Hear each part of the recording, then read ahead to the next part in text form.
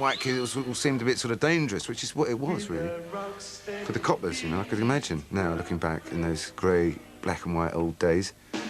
But, yeah, it sort of added to the whole excitement and bonding process of us setting off on this tour. The tour started off, we were playing quite small venues, and poor old Rick Rogers, the specials manager, was, like, stopping at every phone box, pre-mobile phones, trying to get bigger venues because they were being, you know, bum-rushed, as I think the current vernacular. You're done too much too young. You're married with a kid when you could be having fun with me. Come on, baby. Many in the two-tone audiences didn't fit into other musical tribes. Now they had their own. There were clones of the specials in the audience, and as we did more gigs, then I began to see girls who were clones of me in the audience with a red Harrington on, you know, and a trilby hat. You know, you got to know loads of them, you know, huge sort of whirlpool of disparate youth sort of found it what they were looking for, and I don't think at the time we realised that at all.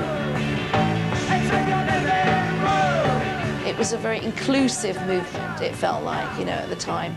It was the sight of black and white young men on stage performing music that harked back to a black history, to a black musical tradition, and combining it with quite political lyrics that reflected contemporary Britain and reflected the Thatcher's Britain that we were part of, that sense of no future, that sense of you're all on the scrap heap if you're not part of the whole Tory movement at that time.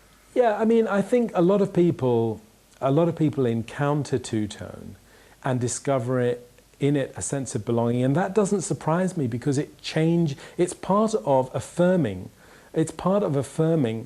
a big shift in the way that British culture operates. It was unique, and in fact I probably hadn't felt anything like it in a funny kind of way since, because it was actually me for the first time choosing to be part of something as opposed to choosing to be outside of everything else.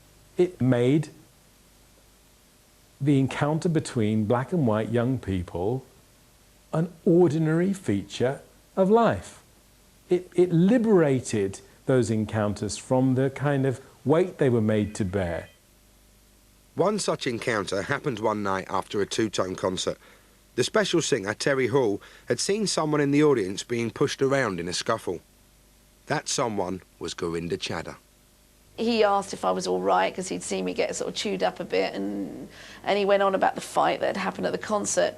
And then he said, would you like an album? You know, it's signed by all of us. And I was all like, you know, of course, We started talking about, you know, my experiences and his experiences. And for me, this was actually the first time that I was talking to a white working-class English boy in that way. As the two-tone bus travelled the country, it became a kind of musical melting pot, a microcosm of what life could be like if more black and white people rubbed shoulders. Sort of all the smokers were right at the back. It sort of got more laid back as you went through the bus. You know, there was more sort of amphetamine influence up the front. The chatting and shouting, sticking your arse out the window gang, i.e. madness. And it sort of mellowed out as you got down to the back, and then through the clouds, you'd find Rico sort of, you know, king on the back, the one big back seat. Every now and again, usually if anyone needed to go to the loo, the musics would kind of collide. So I would say, hey, listen to this instead. You know, it was like that.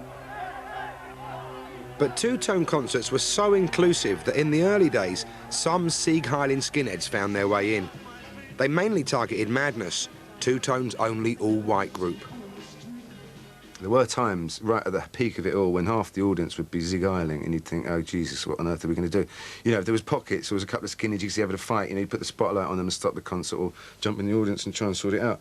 But then suddenly you realise that it was sort of out of control, and, yeah, there was a brief period when you just thought, it's happened, you know. Jesus, we've been taken over by the Nazis.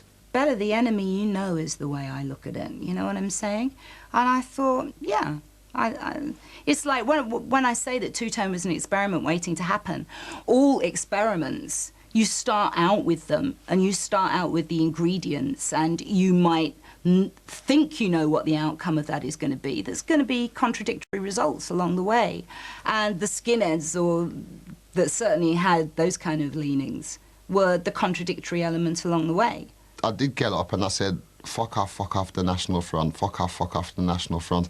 And there was a massive cheer from the majority of the audience, and this small group of about 15 skinheads, they just went mad. I don't know if it was shame.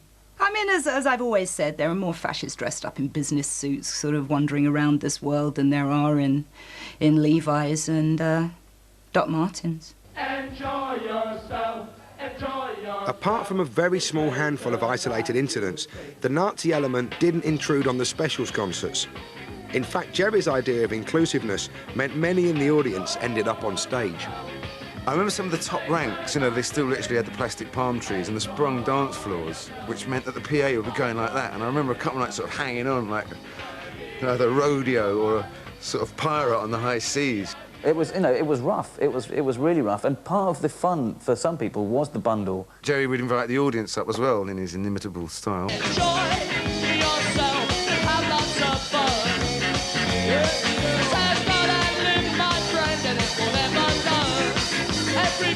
You connected with bands like the Specials. You felt on a kind of par with them. I felt this real sense of identity. I felt a British musical, political movement was around and accessible to me, that I could be part of, and that I didn't mind wearing the clothes. I loved wearing the clothes and I loved being seen as part of it.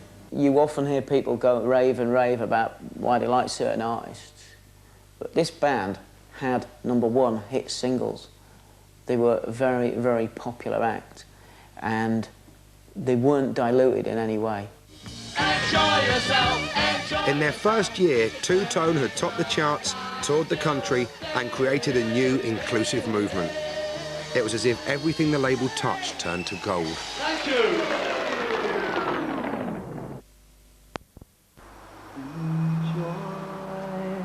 Enjoy yourself.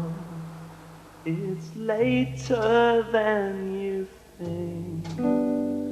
Enjoy yourself while you're still in the pink.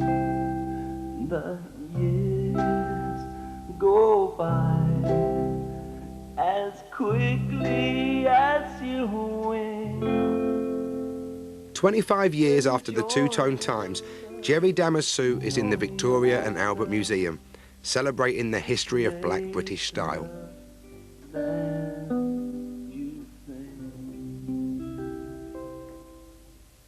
It's good to be wild. Today, the only group playing ska in Coventry is a Two Tone revival band. You can only be young, but for once.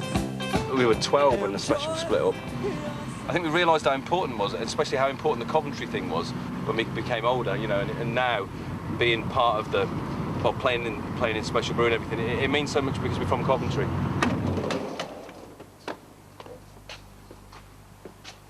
It's a long time since we were here. In this room was where the original, I think it was the original Two Tone office. It was where Jerry was living when the whole thing sort of exploded and they became an overnight success. And we came here actually, didn't we, when we were, I think we must have been about 16, and we came looking for Jerry Dammers long after the Special split. Yeah. I think this is our Bernie Rhodes contract. No, we've got loads of contracts actually. Two Tone's strengths were also its weaknesses.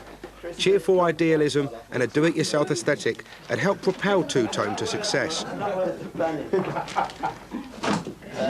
else have we got? Oh, this is our A&R department. These are the tapes that people send us. As you see, we've been inundated with. And this is the wardrobe. But they weren't best equipped to handle that success now it had arrived.